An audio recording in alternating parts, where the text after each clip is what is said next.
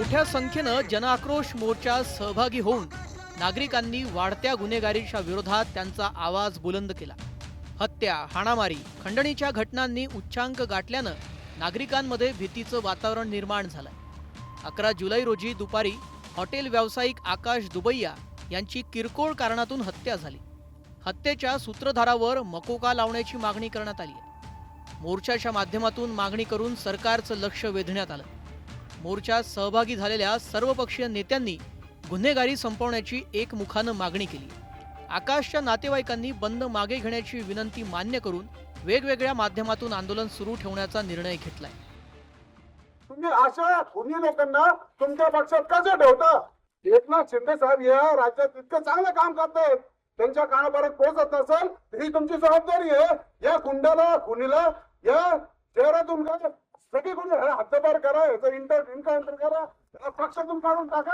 आम्हाला माहिती की आम्ही जी मागणी आमचा जो भाऊ आहे आकाश दुबैया याचा जो परवा दिवशी निर्घुण खून झालेला आहे त्याच्यामधून या सर्व टोळीवरती हे 3 जण सापडले यांच्या नाही, या पूर्ण टोळीवरतीच मोका लागावा अशी आमची मागणी.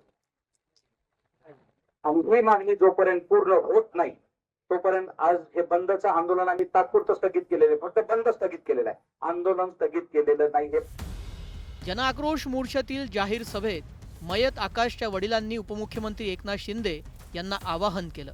कुणाचंही थेट नाव न घेता त्यांनी शिवसेनेतील गुंडांची हकालपट्टी करण्याची मागणी केली. शेखर दुबैया यांचा रोख सागर बेगवर होता, तर आमदार हेमंत ओगले यांनी देखील सागर बेगवर आरोप केले. या आरोपांना सागर बेग यांनी उत्तर दिलं. ज्या माणसाला हे सगळा अभ्यास आहे, आमदार आहे ना, तू सांग ना सगळ्यांची नावं. एकच बेकटोळी बेकटोळी बेकटोळी, अरे बेकटोळीचे सदस्य सांग. कोण याच्याशी निगडीत आहे? त्यांचे कॉल आहे का? कुठंतरी भेटले का? कुठंतरी प्लॅन झाला का? असे लोक असतील तर आम्हाला आरोपी करा ना.